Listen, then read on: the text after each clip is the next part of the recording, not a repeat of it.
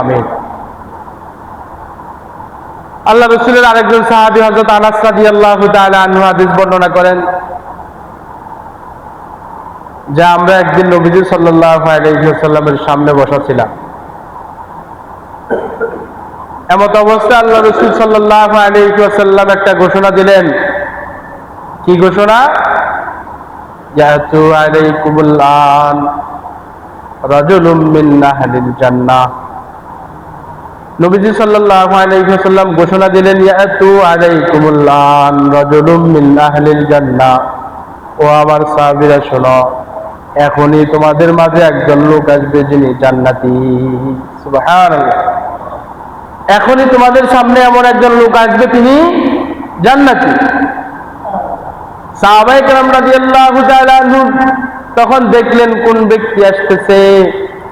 দেখার পরে দেখলেন এক ব্যক্তি এমন আসতেছে যার খুব বেশি নেক আমল নাই, যার মতো নেক আমল করানোওয়ালা হাজারো সাহাবী আল্লাহ রাসূলের আছে, কিন্তু আল্লাহ রাসূল অন্যদেরকে জান্নাতি বলে ঘোষণা দিলেন না। কেন এই ব্যক্তিকে জান্নাতি বলে ঘোষণা দিলেন? সাহাবীদের মনে মনে প্রশ্ন। আল্লাহ রাসূলের সাহাবী বলেন, দ্বিতীয় দিন আবার আমরা আল্লাহ রাসূলের সামনে বসা ছিলাম। ঠিক সে সময় আল্লাহ রাসূল আবারও বললেন, ইয়াতু আলাইকুমুল আন রাজুলুম মিন আহলিল জান্নাহ। ইয়াতু আলাইকুমুল আন রাজুলুম মিন আহলিল জান্নাহ। ও আমার সাহাবীরা শোনো, এখন তোমাদের কাছে এমন এক ব্যক্তি আসবে যেই ব্যক্তি জান্নাতি। সুবহানাল্লাহ। সাহাবায়ে কেরামের মনে মনে প্রশ্ন, এই ব্যক্তিকে তো আগের ব্যক্তিটাই, কালকে যে ব্যক্তিকে দেখলাম আজকেও সেই ব্যক্তি, কি এমন নেক আমল করে যার কারণে আল্লাহ রাসূল অন্যদেরকে জান্নাতি বলেন না, কিন্তু এই সাহাবীকে জান্নাতি বলেন? সাহাবী রাসূল হাদিস বর্ণনা করেন, তৃতীয় দিন আবার আমরা আল্লাহ রাসূলের সামনে বসা ছিলাম।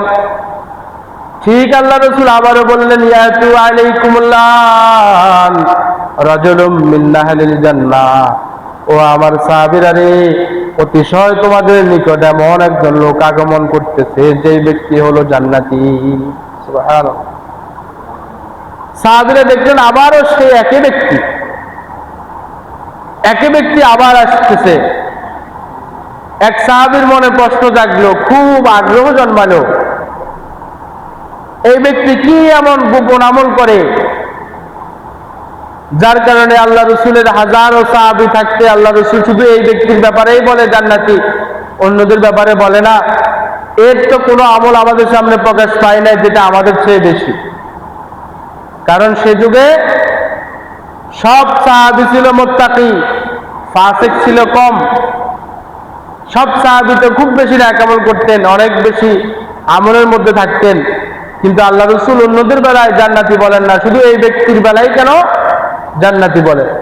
সাহাবীর মনের প্রশ্ন, আমাকে দেখা লাগবে আল্লাহ রাসূল কেন এই ব্যক্তিকে 3 দিন পর্যন্ত লাগাতার জান্নাতি বলে ঘোষণা দিয়েছে। এজন্য আল্লাহ রাসূলের সাহাবী ওই ব্যক্তির কাছে গেলেন, গিয়ে বললেন, হে ভাই, আমি আমার বাবার সাথে রাগ করেছি, 3 দিন পর্যন্ত আমার বাবার ঘরে যাব না। তুমি একটু যদি আমাকে মেহমানদারি করে দেয়া, 3 দিন যদি তোমার কাছে থাকতে দিতা, আমি একটু 3 দিন তোমার কাছে থাকতাম। আসলে 3 দিন ওর কাছে থাকতে চাইছে বাবার সাথে ঝগড়া হয়েছে এই জন্য, নাকি তাকে পরীক্ষা করার জন্য কি এমন আমল করে যে আমলের কারণে আল্লাহ রাসূল 3 দিন বলছে, ইয়াতু আলাইকুমুল আন রাজুলুম মিন আহলিল জান্নাহ, তোমাদের নিকট অতিশয় একজন জান্নাতি ব্যক্তি আসতেছে। সাহাবী রাসূল বলেন, আমি তার ঘরে থাকলাম, তার সাথেই খেতে যায়, তার সাথেই নামাজ পড়তে যায়, তার সাথেই শুই, সে যে কাজ করে সবসময় আমি তার সাথে থাকি, কিন্তু আমি একদিনও দেখতে পেলাম না, আমি তো তাহাজ্জুদে উঠি, সেই ব্যক্তি একদিনের জন্য তাহাজ্জুদেও উঠলো না, পুরো রাত্রে ঘুমায়, ফজরের আগে উঠে ফজরের নামাজটা পড়ে। 3 দিন থাকার পরে সাহাবী রাসূল বলেন, আমি তার কাছে এমন কোনো বিশেষ আমল পেলাম না যে বিশেষ আমলের কারণে আল্লাহ রাসূল তাকে বলতে পারে এই ব্যক্তি জান্নাতি। তখন সেই সাহাবী বলেন, ও আমার ভাই শোনো, আমার বাবার সাথে আমার ঝগড়া হয় নাই, আমার বাবার সাথে আমি কোনো ঝগড়া করি নাই, আমার ইচ্ছা ছিল, আমার মন চাইছিল তুমি কি নেক আমল করো, যে নেক আমলের কারণে আল্লাহ রাসূল তোমাকে জান্নাতি বলেছেন একটু দেখার জন্য। কিন্তু 3 দিন তোমার সাথে ছিলাম, এমন কোন নেক আমল তো আমি দেখলাম না যে নেক আমলের কারণে আল্লাহ রাসূল তোমাকে জান্নাতি বলতে পারে। সেই সাহাবী বলেন, সারা জীবন আমি আমলগুলোকে গোপন রেখেছি, আজকে বুঝি আপনি আমার আমলগুলোকে প্রকাশ করতে চান, তাহলে শুনেন, আমি এমন 2টা নেক আমল করি গোপনে, হতে পারে রব্বুল আলামিন এই 2 নেক আমলের কারণে আল্লাহ রাসূলের মাধ্যমে আমাকে জান্নাতি বলে ঘোষণা দিয়েছে। সুবহানাল্লাহ। আমি এমন 2টা নেক আমল করি যে 2টা নেক আমল শুধু আমি আর আমার আল্লাহ ছাড়া আর কেউ জানে না, গোপনে 2টা নেক আমল করি। সাহাবী বলেন, আমি একটা নেক আমল করি যখন ঘুমানোর সময় হয়, যখন আমি ঘুমাতে যাই তখন আমি আমার সকল মুসলমান ভাইদেরকে মাফ করে দিই, যাদের কারণে আমি কোনো কষ্ট পেয়েছি, যারা আমাকে কষ্ট দিয়েছে, আমি আল্লাহ তাআলার সন্তুষ্টির জন্য তাদেরকে ঘুমানোর আগে ক্ষমা করে দিই। সুবহানাল্লাহ। একটা নেক আমল, ঘুমাতে যাওয়ার আগে যে অন্যায় করুক তার সাথে, যে খারাপ ব্যবহার করুক তার সাথে, ঘুমানোর আগে সবাইকে কি করে দেয়? ক্ষমা করে দেয়। আরেকটা হলো, আল্লাহ রাসূলের সাহাবী বলেন, আরেকটা আমল হলো, আল্লাহ তাআলা যদি আমার কোনো ভাইকে যদি মাল সম্পদ দেয়, টাকা পয়সা দেয়, ইজ্জত সম্মান দেয়, আমি তার প্রতি হিংসা করি না, বরং আল্লাহর শুকরিয়া আদায় করি এবং মনে মনে আল্লাহকে বলতে থাকি, আল্লাহ যেন আমার ভাইকে আরো বেশি দেয়।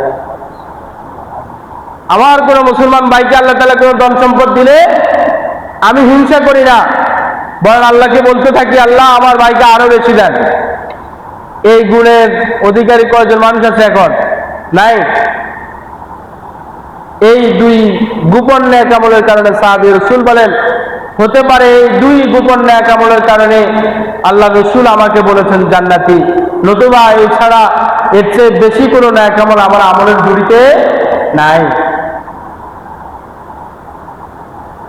অথচ আমরা কথায় কথায় হিংসা করি, একজনের ভালো আরেকজনের দেখতে পারি না, হিংসায় মরে যায়। প্রতিবেশী বা আশপাশের কেউ যদি একটু টাকাওয়ালা হয়ে যায়, একটু ভালোভাবে চলে, একটু ভালোভাবে খায়, আমাদের হিংসার আর শেষ থাকে না। রাসূল কারীম সাল্লাল্লাহু আলাইহি ওয়াসাল্লাম বলেন, ইয়াকুম ওয়াল হাসাদা ফাইন্নাল হাসাদা ইয়াকুল হাসানাত কামা তাকুলুন নারুল হাতাব। আল্লাহ রাসূল সাল্লাল্লাহু আলাইহি ওয়াসাল্লাম বলেন, ও আমার উম্মতেরা শুনো, ইয়াকুম ওয়াল হাসাদা, তোমরা হিংসা হতে বেঁচে থাকো, কেননা হিংসা তোমাদের সমস্ত নেকিকে ধ্বংস করে দেয়। আল্লাহ রাসূল বলেন, কামা তাকুলুন নারুল হাতাব, জ্বলন্ত আগুনের ভিতরে যেমন কোন লাকড়ি দিলে আগুন সেই লাকড়িকে জ্বালিয়ে পুড়িয়ে শেষ করে দেয়, কোন মানুষের অন্তরে যদি সামান্য পরিমাণ হিংসা থাকে, তার সমস্ত নেক আমলকে সেই হিংসা জ্বালিয়ে পুড়িয়ে শেষ করে দেয়।